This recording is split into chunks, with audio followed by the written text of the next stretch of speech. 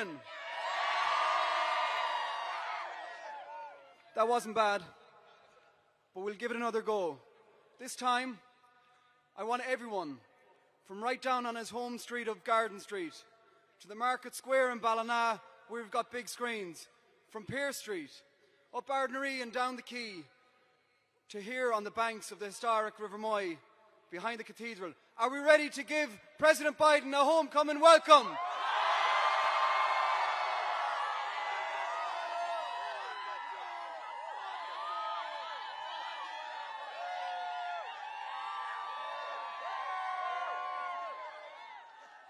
Tonight we are celebrating in Ballina. We are celebrating our history, our heritage, our culture, and most importantly, our people. We're celebrating each and every person from County Mayo and afar that has come here tonight on this historic occasion. But we're also remembering tonight the people who are no longer with us, who are part of the fabric that have made us who we are, proud County Mayo people and proud Irish people.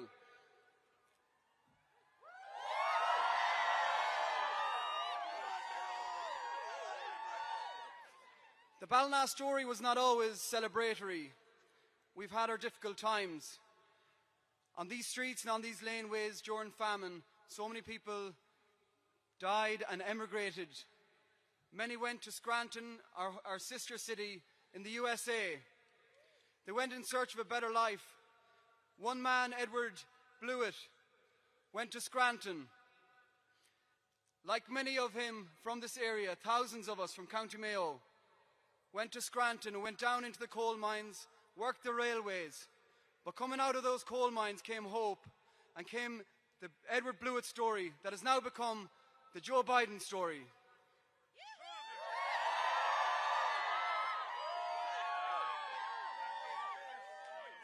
In Scranton, like Ballina, we know where we've come from.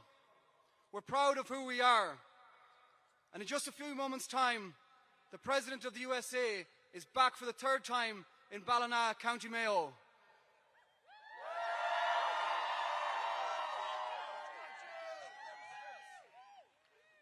The Taoiseach, Leo Varadkar, will speak next.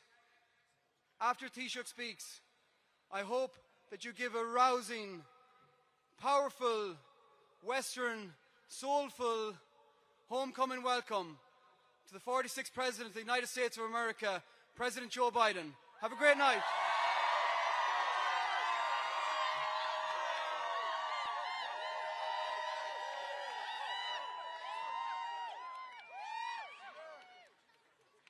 Agwini Ushila, please welcome Taoiseach Leo Varadkar.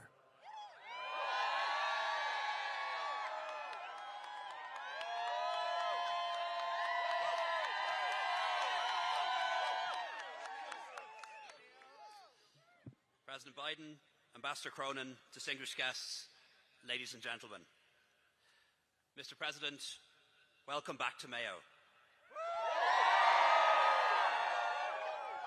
Fáilte Rash, Quig Conde Mayo, Conde Intach, Conde Specialta. A county very close to my heart, as well as your own. And thank you for choosing to make this such a big part of your visit. The story of Ireland can be told through poetry and music, but most eloquently, it's expressed through our people. It's a story of longing for a better life, a better society, and a better world. A story of unimaginable courage in the face of loss. And above all, it's a story of love for country, for family, and for community. It's your story, Mr. President, as well as our own. So thank you for your lifelong commitment to peace on our island. Your friendship, your leadership that you've shown in protecting all that has been achieved, and for everything that you're helping to do to build a better future here in America and around the world. In this place, hope and history are not often far apart. 25 years ago, when the Good Friday Agreement was signed, to use the words of Maya Angelou, my favourite American poet, we released our fingers from fists of hostility and allowed the pure air to cool our palms. History reminds us despite its wrenching pain, cannot be unlived, but if faced with courage, need not be lived again. By facing our past together, on our island we learned a brave and startling truth, that nothing is ever truly impossible.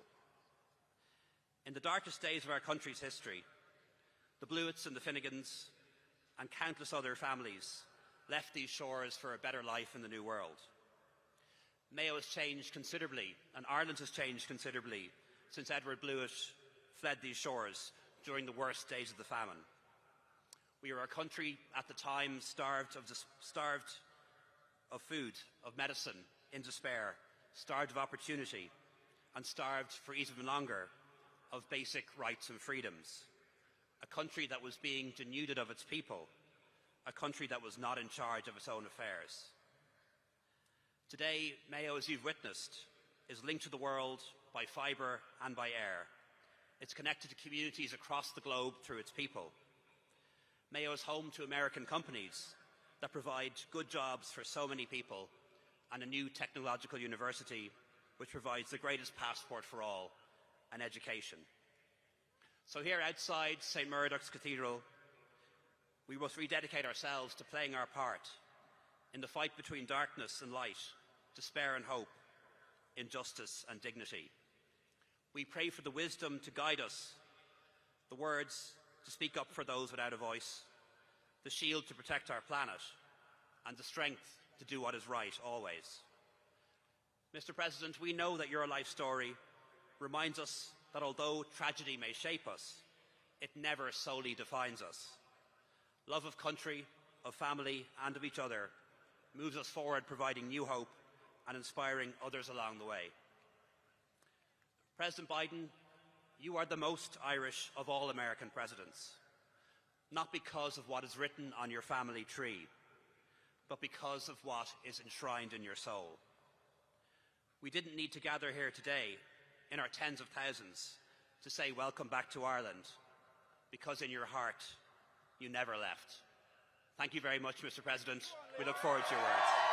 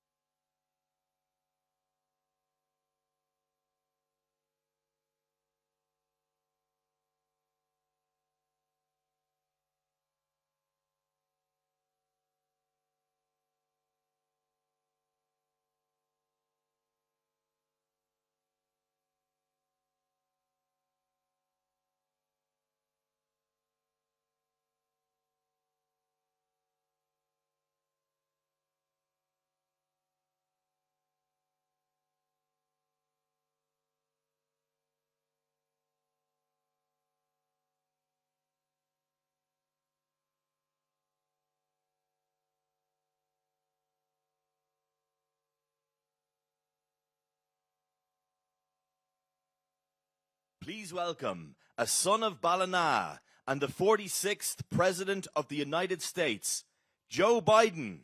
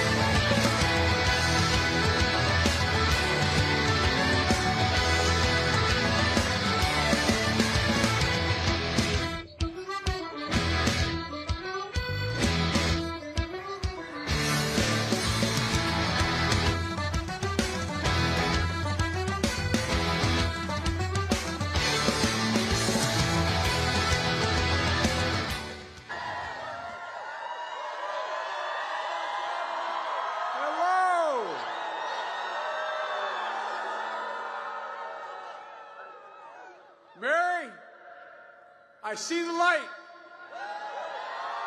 Hello, Mayo. It's great to be here with you all. It's great to be back in Ballina during your 300th anniversary. This town is the home of Ireland's first female president, one of your youngest mayors, and maybe to be Ireland's first female astronaut, Nora Patton. Mr. Mayor, thank you for welcoming me back to town.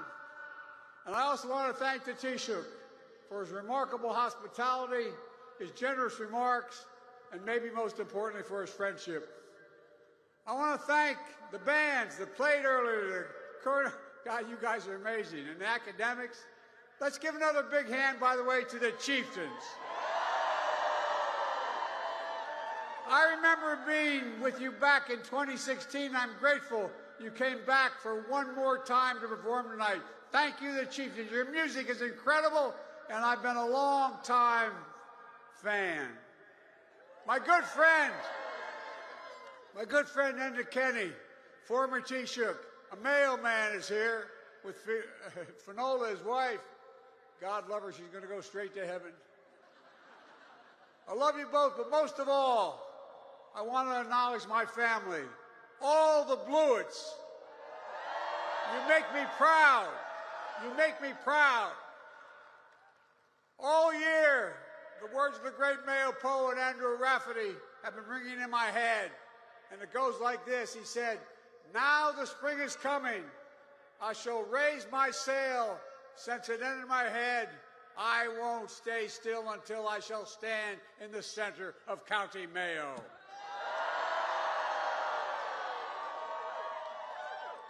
I mean it. I had to be here.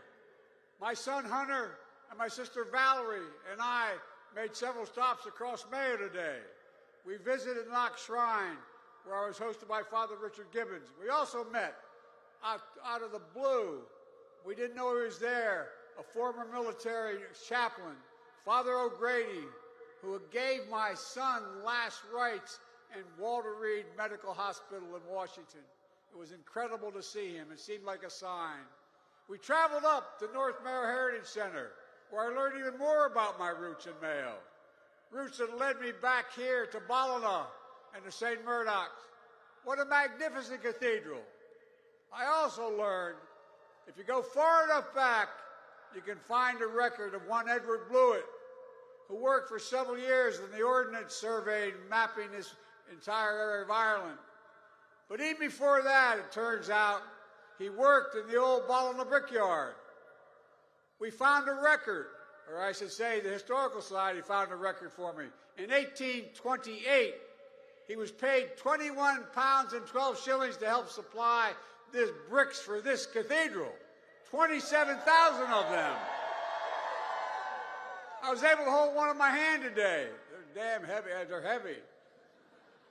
As he labored, I'm sure Edward imagined that one day his family would worship here, that his children would be baptized here like his son Patrick was, and that future generations of his family would mark the milestones of their lives here in these sturdy walls.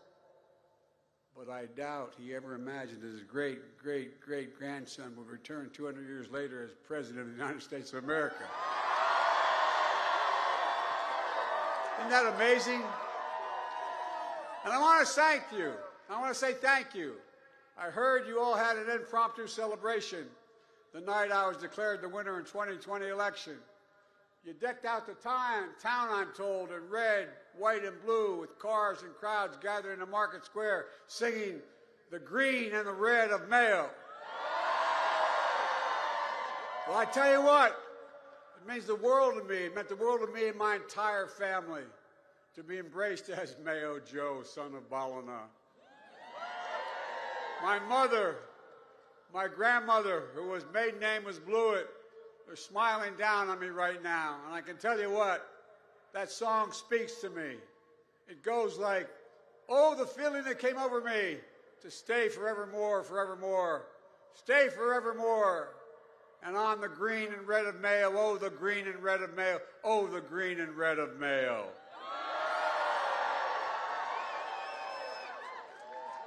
Truth of it is, being here does feel, I know we're going to think, it feels like coming home. It really does. Over the years, stories of this place have become part of my soul, part of my family lore. It was here where I imagine my great-great-great-grandfather took shade under yew trees after a long day at the brickyard. It was here, I imagine, his children climbed the limestone cliffs and played in the muddy bogs and fished in the River Moy. It was here where I imagine one of those children, my great-great-grandfather, Patrick, stood on the shores of Clew Bay and dreamt of becoming a seaman. When Patrick was just a teenager, he set sail for America for the first time. But in the 1850s, the famine hit Mayo particularly hard. He returned to Ballina to gather the entire Blewett clan, Mom, Dad, and all the children. And together they boarded the Excelsior to sail to the United States. Just as I imagine their life here in County Mayo, I can only imagine how hard it must have been to leave it all behind, to leave the only place they ever called home, and to hold out hope on shores beyond. Like so many other men and women of Mayo, Edward and Patrick carried this hope with them across the sea. They settled in my hometown of Scranton, Pennsylvania, and Ballina's sister city. As a matter of fact, I knew I was coming over, so you know what I did? I invited the mayor of Scranton, Pennsylvania to come with me. She's here tonight. Paige Cognetti. It was there in Scranton where Patrick raised his own son, also named Edward. Edward Francis Blewett, my great-grandfather. His Irish pride ran deep. He helped found the Irish American Association, now known as the Friendly Sons of St. Patrick of Lackawanna County. He chaired Scranton's St. Patrick's Day Parade in 1897 for the Ancient Order of Hibernians. He became one of the first Irish Catholics ever elected to the Pennsylvania State Senate. And he became one of the first in my family to go to college, earning a degree in engineering from Lafayette College in Pennsylvania. But while Edward had the head of a scientist, he had the heart of a poet. Years ago, after my mom died, a lot of her belongings were in my attic. I couldn't get myself to go through them, to empty the boxes. But when I finally did, you know what I found in the attic? Of my mother's keepsakes? Over 100 poems written by Edward Blewett, Senator Edward Blewett. And one from 1919 he wrote of his Ireland. From the fairest land except my own, these stars and moon and sun, a citadel of liberty, my mother's land to ruin. It was in Scranton, where my mom, Catherine Eugenia Finnegan, met and married my dad. Joseph R. Biden Sr. was a wonderful man, but whose saving grace in the eyes of the Finnegans was he had a Hanafi from Galway as his mother's side. It rescued the fact Biden's an English name. Together, they raised me and my siblings with a fierce pride in our Irish ancestry. A pride that spoke to both the history that binds us, but more importantly, the values that unite us. To this day, I can still remember hearing my dad say at the dinner table, Joey, and I meant this is, I give you my word as a Biden, this is absolutely true. He'd say, Joey, everyone is entitled to be treated with dignity and respect. I can still hear my mom tell me, Joey, nobody's better than you, but everybody's your equal. These are the same values I tried to pass down to my children and grandchildren, whom I've always dreamed of bringing to Ireland. In 2016, when I was vice president, that dream became a reality. 3 generations of my family walked along Garden Street, where Edward Blewett, a brickmaker and surveyor, lived with his family. It was on Garden Street we learned the true meaning of the Celtic expression, 100,000 welcomes. Matter of fact, I think I shook 100,000 hands that day. I also met the extended cousins who instantly felt like family I'd grown up with on Sunday dinners on every single week. This strong bond brought me back in 2017 when I was a professor at the University of Pennsylvania. No crowds, no motorcades, no Secret Service. Just me and my brother Jimmy coming home to see family. During the trip, I had the honor of turning the sod at Roscommon Hospice. As many of you know, that hospice is now open. And thanks to my cousin Larita Blewett, and many of those, she's incredible, by the way, and many of those, there's a marker laid there in remembrance of my son. Bo passed away in 2015, a decorated war hero from Attorney General of Delaware after a valiant fight with brain cancer. So I can tell you how special it is that a piece of his legacy lives here among his ancestors.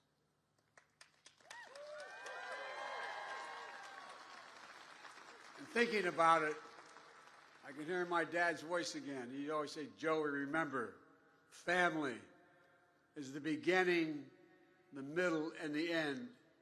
Beginning, middle, and end. That's the Irish of it. The beginning, the middle, and end. Everything between Ireland and America runs deep. Our history, our heritage, our sorrows, our future, our friendship, our joys. But more than anything, hope is what beats in the hearts of all our people. For centuries, even during times of darkness and despair, hope has kept us marching forward toward a better future.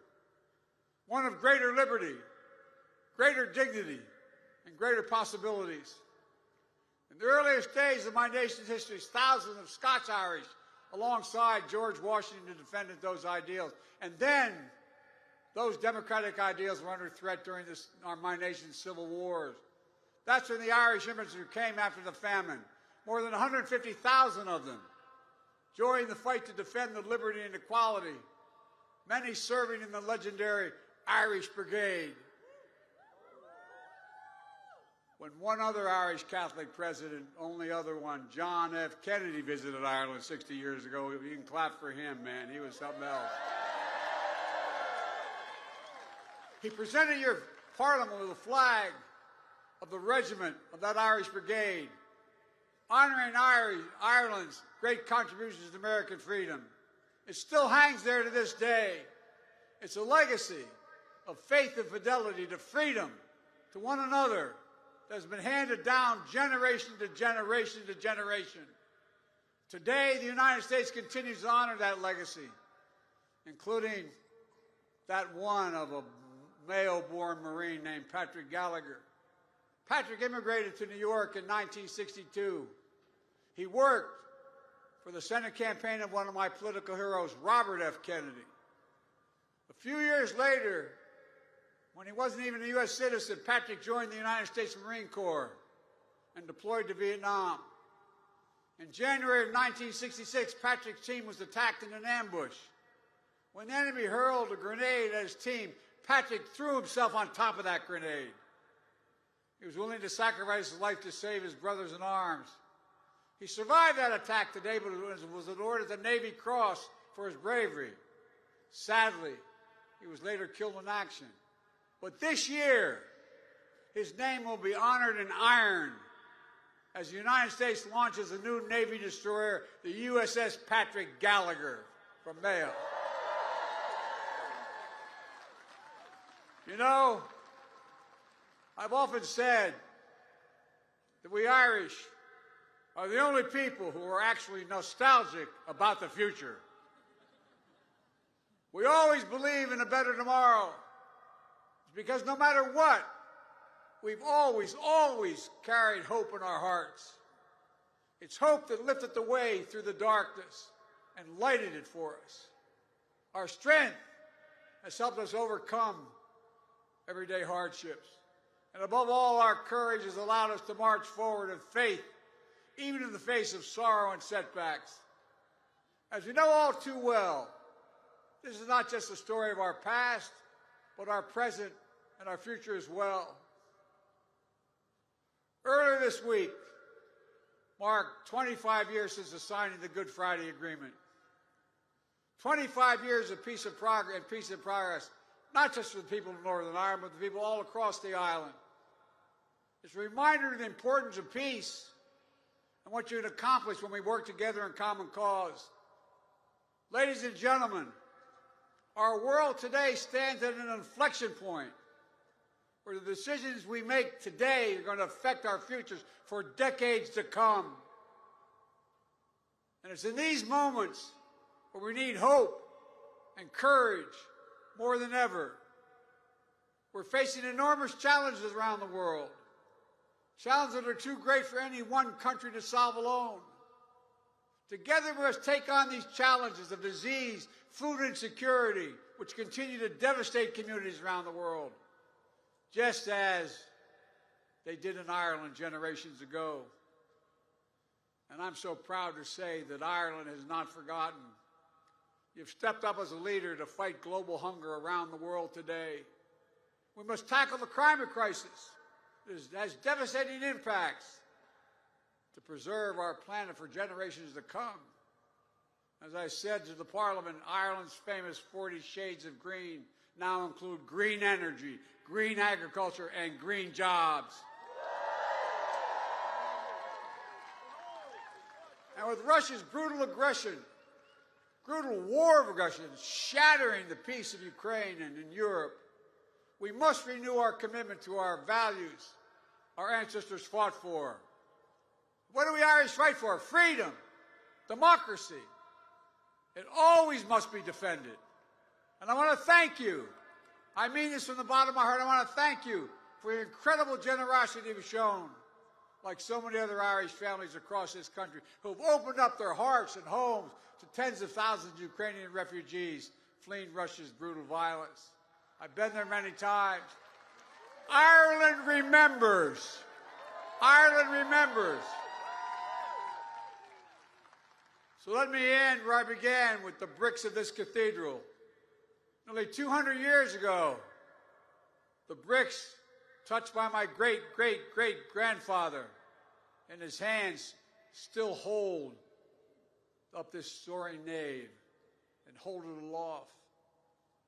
Like the Irish-American story itself, it's a testament to our shared past, present, and our future. It speaks to the sweat of the workers who raised the spire of skyward, brick by brick, just as they did in communities all across my home country. You know, over 32 million Americans claim to be Irish heritage. More would if they could.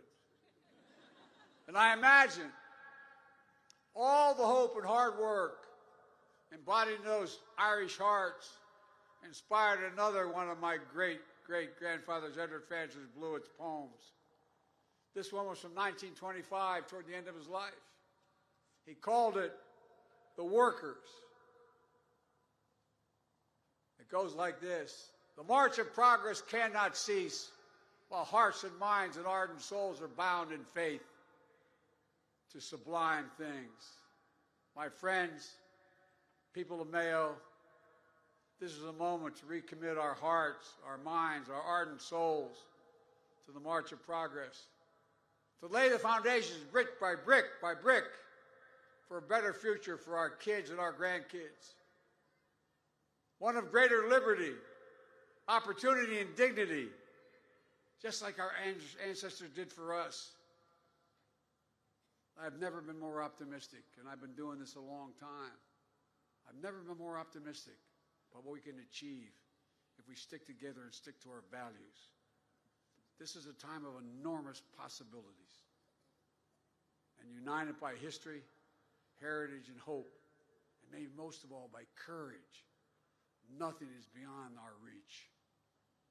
Every time I walked out of my grandfather Finnegan's home in Scranton, Pennsylvania, he yelled, "Joey, keep the faith." Then I'd hear someone from the house yell, "No, Joey, spread it."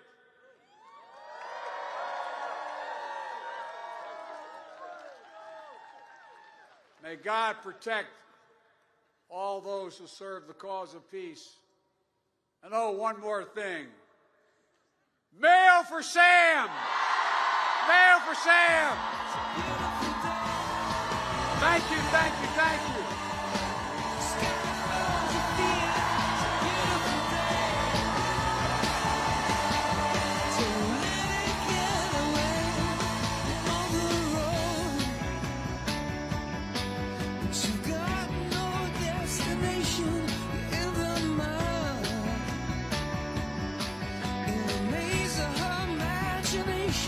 Your love is